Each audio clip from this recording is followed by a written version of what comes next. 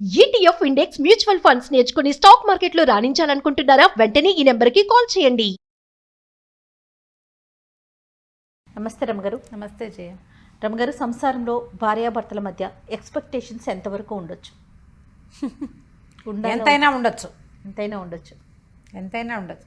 కాదు జయ, ఇద్దరు పెళ్లి చేసుకుంటారు. ఎందుకు చేసుకుంటారు పెళ్ళి? ఎక్స్పెక్టేషనే కదా. కదా, ఇప్పుడు మన పాతకాల పద్ధతి వివాహ వ్యవస్థ ఇవాళది నిన్నటిది మొన్నటిది కాదు, అప్పటిదో. ఆడవాళ్ళకి ఒక రక్షణ,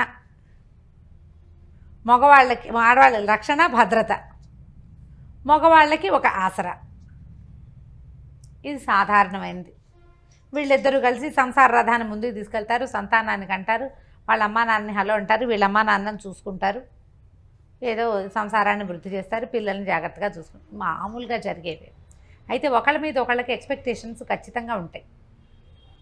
ఏ ఎక్స్పెక్టేషను లేకుండా ఏ ఇద్దరూ కలిసి ఉండరు కదా. యాత్రికులు అనుకో, నువ్వు ఆ దారిని వచ్చావు, నేను ఈ దారిని వచ్చావు, ఇద్దరం కలిసి ఓ దారిని నడిచేలాం, ఎవరి దారిని వాళ్ళు పోతాం అనుకుంటాం. ఇష్టమైతే నడుస్తాం, లేకపోతే లేదు, మానపడేస్తాం. పెళ్ళి ఎట్లా? కలిసి నువ్వు ప్రయాణం చేయాలి జీవితాంతం వరకు. మీ ఇద్దరు కలిసి ఉంటే మీ ఇద్దరే ఉండరు కదా. మీకేమో అటో కుటుంబం ఇటో కుటుంబం రెండు ఉంటాయి, మీ ఇద్దరు కలిసి ఓ కుటుంబం, మళ్ళీ మీకు సంతానం. అది సజావుగా జరిగేదే. ఇప్పుడు ఇదంతా గోల్ లేకుండా జరిగిన నాళ్ళు బాగానే ఉంటుంది. ఎవరికి ఎక్కువ ఎక్స్పెక్టేషన్స్ ఉన్నా ఇబ్బంది. అసలు లేకపోతే ఇంకా నువ్వు కలిసి ఉండటంలో అర్థమే లేదు. ఏదో కొంత ఉండాలి, ఎంతో కొంత. అయితే మితిమీరిన ఎక్స్పెక్టేషన్స్ కానీ, అసలు ఒక సాధారణమైన ఎక్స్పెక్టేషన్ కూడా తీర్చని తనం కానీ, ఈ రెండు కష్టం. మితిమీరటం ఇప్పుడు ఒక సామాన్యమైన కుటుంబం. ఈ అమ్మాయికి తన బర్త్డే అంగరంగ వైభవంగా చేసేయాలి. ఓకే. ప్రతి బర్త్డేకి భర్త ఏదైనా కొనిపెట్టేసేయాలి. స్పెషల్ గిఫ్ట్లు బాగా చేసేసేయాలి. ఎప్పుడు ఏం కావాలన్నా లేదనకూడదు, కాదనకూడదు, ముద్దుగా చూడాలి, అలా ఎలాగో చూసుకోవాలి, అద్భుతంగా చేసేసేయాలి అన్నీ. ఇవి అందరు ఆడపిల్లలకి ఉంటాయి. మీకు ఉండవా అంటావు నన్ను, నాకు ఉంటాయి, అందరికీ ఉంటాయి. అవతల వాడి శక్తియుక్తులు, వాడి సమయం, పరిస్థితులు, అవకాశాలు. ఇప్పుడు ఇవి ఏంటంటే కొంచెం భార్య పుట్టినరోజు గుర్తుపెట్టుకోవాలి, పెళ్లి రోజుని కాస్త పలకరించాలి, ఏదో మరి చక్కగా మాట్లాడుకోవాలి. ఆమె అడిగిన 100 వస్తువుల్లో సగం కాదు, పావు కాదు 10 100లో 10 చెయ్యాలి. ఒకసారి కాకపోతే ఓసారైనా కాస్త ముద్దుగా ముచ్చటగా మురిపంగా చూసుకోవాలి. ఎందుకంటే ఆమె నీకు తోడు, భగవంతుడిచ్చిన స్నేహితురాలు. భార్యని బాగా చూసుకోవడం చేతకాని వాడు ఎందుకు పనికిరాని వాడు అన్నాడు చాణక్యుడు. భార్యని బాగా చూసుకోవాలి, అది వస్తేనే నీకు ఏదైనా వచ్చినట్టు. నీకు ఇదే రాకపోతే ఆయన నీటి మీద కూడా చెప్పాడు నీతి. దాన్ని కూడా వదిలిపెట్టలే. అదే కదా. కానీ మళ్ళీ భార్యలకు బోల్డ్ చెప్పాడు, భార్యలు అలా ఉండకూడదు ఇలా ఉండకూడదు అని ఆయన చాలా చెప్పాడు చాణక్యుడు. ఇంత మాత్రం చేయాలి. కానీ కనీసం భార్యల మామూలు వ్యవహారాలని కూడా పట్టించుకోకుండా, నాకు చెప్పకుండా ఊపిరి కూడా పీల్చుకోకూడదు అనేవాళ్ళు. నాకు చెప్పకుండా ఎందుకు చేసావు అని పోట్లాడేవాళ్ళు. మామూలుగా అసలు ఒక వైఫ్ సహజంగా కోరుకుంటుంది, కొంత భర్త తనతో ప్రీతిగా ఉండాలి, ప్రేమగా ఉండాలి, తనంతట తన దగ్గరికి తీసుకోవాలి, తనంతట తను ఏదైనా అయ్యో తిన్నావా, అది పడుకున్నావా, లేచావా, ఏమిటి మొహం అలా ఉంది, ఒంట్లో బాగోలేదా, మినిమం అవి కూడా చేయని వాళ్ళు చాలామందే ఉన్నారు ఇప్పటికి కూడా. చక్కగా భార్యలతో ఫాయిదాగా ఉండి అన్ని పనులు చేస్తూ కావాలంటే ఇంట్లో పని కూడా చేసేస్తూ, పిల్లల్ని ఆడిస్తూ, అమ్మాయి ఉద్యోగంలో కూడా హెల్ప్ఫుల్గా ఉండేవాళ్ళు ఉన్నట్టే, ఏమీ పట్టించుకోకుండా పాతకాలము రైతు కుటుంబాల్లో మగవాడు వెళ్ళిపోయి ఆడవాళ్ళు పనిచేస్తుంటే పట్టించుకొని ధోరణి ఉండేది చూడు. ఒక పాత ధోరణి, వెనకబడిన ధోరణి. ఆడాళ్ళని పెంచకూడదు, ఆడాళ్ళకి ఏం చూడకూడదు, దానికి ఎక్స్పెక్టేషన్ ఏమిటి, గాడిద గుడ్డు లాంటి భావాలు ఉన్నవాళ్ళు కూడా ఇప్పటికీ ఉన్నారు. మార్చుకోవాలి, వాళ్ళు మారాలి. వీళ్ళు ఓవర్ ఎక్స్పెక్టేషన్స్, గ్రేట్ ఎక్స్పెక్టేషన్స్ ఆడవాళ్ళు తగ్గించుకోవాల్సి వస్తుంది. మగవాళ్ళకు కూడా కొన్ని ఎక్స్పెక్టేషన్స్ ఉంటాయి కదా పాపం. వాళ్ళకు కూడా ఇప్పుడు అమ్మాయి ఇంట్లో ఉంటుందనుకో, ఇంట్లో ఉండే అమ్మాయి అయితే తను వచ్చే వేళకి ఏదో కాస్త కాఫీయో టీయో పోయాలి, టైంకి వేళకి అన్నం పెట్టాలి, వాళ్ళ అమ్మా నాన్నని బాగా చూసుకోవాలి, తనతో బాగా ఉండాలి. ఈయన ప్రేమగా ఉంటాడు, ఆవిడ ఎందుకు ఏమిటి పిచ్చివేషాలు అంటుంది. ఈయన కొంచెం బాగా రొమాంటిక్గా ఉండే ధోరణి, ఆవిడ అంత రొమాంటిక్ కాదు. ఇవన్నీ కోరుకుంటారు సహజంగా. భలే చెప్తారు రమ్మగారు. అవునా కాదా జయ చెప్పు. నేను ఈజీగా చెప్పేస్తాను. ఓకే. ఉంటారు ఇవన్నీ ఉంటారండి, ఉంటారు ఖచ్చితంగా. ఇప్పుడు లేదా ఇతనికి నీట్గా క్లీన్గా టైడీగా అలా ఎలాగో తను వచ్చేసరికి చక్కగా సినిమాటిక్గా అలంకారం చేసుకుని ఇల్లు నీట్గా దుడిచేసేసి ఏమిటో ఎట్లాగో చేసేసి చేయాలని తను, లేదా తన మాటే వినాలి, అన్నిటికీ తన మాటే వినాలి. వాళ్ళ అమ్మ నాన్న పేరెత్తకూడదు, ఫ్రెండ్స్ పేరెత్తకూడదు, ఎక్కడికి వెళ్ళకూడదు, ఎప్పుడు తనతోటే ఉండాలి, తన మాటే వినాలి, తను అనుకున్నదే చేయాలి. తను వద్దంటే గాలి పీల్చడం కూడా మానేయాలి భార్య. ఆ ఎక్స్పెక్టేషన్స్ వీళ్ళకి ఉంటాయి. రెండూ తప్పే కదా జయ. అవునవునండి, ఖచ్చితంగా అండి. నన్ను నేనే క్వీన్గా ఉండాలని అమ్మాయి అనుకోకూడదు, నేనే కింగ్ అని ఇతను అనుకోకూడదు. ఇప్పుడు రీచ్ కావట్లేదు అనుకుందాం ఎక్స్పెక్టేషన్ని, ఇద్దరిలో ఒకరు రీచ్ కావట్లా, ఎలా మార్చుకోవాలండి పార్ట్నర్? ముందు మొదట మాట్లాడుకోవాలి. కొంతమంది వినరు, మాట్లాడుకోవాలి అనగానే మన కామెంట్లు వచ్చేస్తాయి, మాట్లాడే వినరండి వినరండి వినరండి, 20 ఏళ్ళ నుంచి ట్రై చేస్తున్నానండి, వాళ్ళు వినరు. ఓకే, అప్పుడు ఏం చేస్తాం, ఎక్స్పెక్టేషన్స్ తగ్గించుకోవాలి. మనకి ఇంతంత ఉన్నాయనుకోండి, వాటిని చిన్నవి చేసుకోండి. ఓకే, కనీసం ఇది మీట్ అయ్యాం, విన్నరు అని తెలుస్తోంది. మీరు కొన్ని సంవత్సరాల నుంచి ప్రయత్నం చేస్తున్నారు కదా, అది వదిలేయండి. అది కరెక్టా కాదా? వదిలేయాలి. ఎన్నని వదిలేసుకోవాలి అని ప్రశ్నిస్తారు మళ్ళీ. ఎన్నైనా వదులుకోవాల్సిందే. సంసారం వదులుకోలేం కదా చచ్చి. ఏం చేస్తాం? అందుకని ఇప్పుడు రీచ్ కాలప్పుడు మీరు అన్నట్లు వదులుకోవటమే మంచిది కదా. మన ఎక్స్పెక్టేషన్ మీట్ అయ్యే పద్ధతి అవతల వాళ్ళల్లో లేకపోతే వీళ్ళని వదిలేయటం కష్టం, కాబట్టి ఎక్స్పెక్టేషన్ వదిలేయటం సులువు కాదు రమ్మగారు. ఎవరితో చెప్పిస్తే మూడో వ్యక్తిని ఇన్వాల్వ్ చేస్తే మారుతారా? చేయొచ్చు, ప్రయత్నం చేయొచ్చు. కాకపోతే అందరి దగ్గర అది కుదరదు జయ. మూడో వ్యక్తిని ఇన్వాల్వ్ చేయొచ్చు. ఆ అమ్మాయికి ఒక మినిమం ఎక్స్పెక్టేషన్స్ ఉన్నాయి, వాటినైనా నువ్వు మీట్ అవ్వాలి అని అతను అక్కలో చెల్లెళ్ళో అమ్మలో ఫ్రెండ్సో చెప్పచ్చు. కానీ వాళ్ళు వినద్దు, వాళ్ళు మాత్రం అబ్బాయి అంతే నువ్వు అలా ఇవ్వే సర్దుకో అనేవాళ్ళు లేరు. ఉంటారు. వాడు అలాగే ఉంటాడు, నువ్వు సర్దుకో. వాడు అలాగే ఉంటాడు, నువ్వు అడ్జస్ట్ అవ్వు. వాడు ఎలా ఉన్నా నువ్వు అడ్జస్ట్ అవ్వు. వాడు నవ్వినప్పుడే నవ్వు, వాడు ఏడ్చినప్పుడే ఏడు. వాడు వద్దంటే మానేయి, అంతే. అలాంటి వారు కూడా ఉంటారు. మరి ఇప్పుడు నేను కూడా అలాగే చెప్పాను చెయ్యమన్న ఒక అమ్మాయికి. అసలు అతను వెండు, ఏం చేస్తావు? ఎవరితోటి తెప్పించలేవు. వాళ్ళ అమ్మా నాన్న మాట కూడా అతను వెండు. మరి ఎట్లా రమ్మగారు అసలు ముందుకు ఎలా వెళ్ళగలుగుతాం? ఇప్పుడు ఒక ప్రేమ ఉండదు అలాంటి వాళ్ళతో, ఒక సంతోషం ఉండదు, ఇంకా మనిషి ఈదాల్సిందేనా? ఈదాల్సిందే జయ. జీవితాలు ఇంకొక రకంగా ఉండవు. ఈదకుండా ఈత మానేసి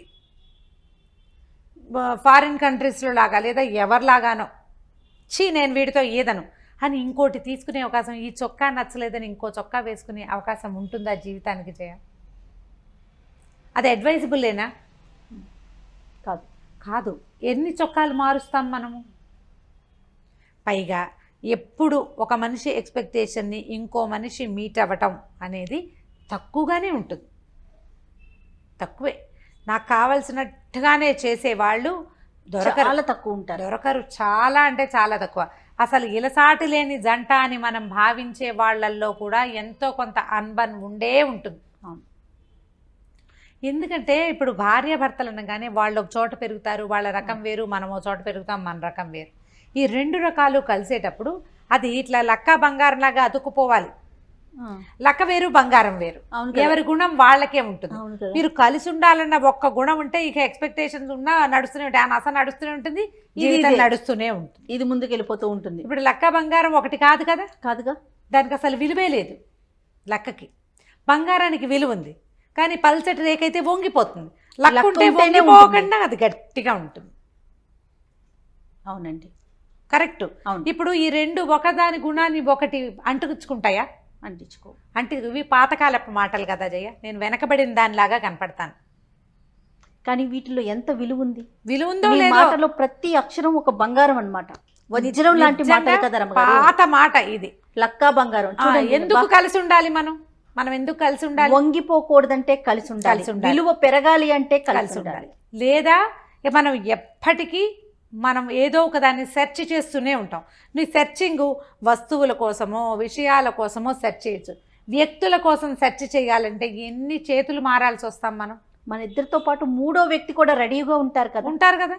కొద్ది రోజులు ఒకళ్ళతోటి కలిసి ఉండేసరికల్లా సంసారం పెరిగిపోతుంది, సంతానం ఏర్పడుతుంది. మనకి ముందు వెనక కుటుంబాలు ఉంటాయి, ఇన్వాల్వ్ అయిపోతారు కదా. జనాలు ఇన్వాల్వ్ ఎవరితోటి సంబంధం లేకుండా ఫ్రీలాన్స్గా ఫ్రీ బర్డ్గా తిరిగే వాళ్ళని మామూలు మనుషులు కానివంటే మర్యాదస్తులుగా చెప్పలేదు సమాజం.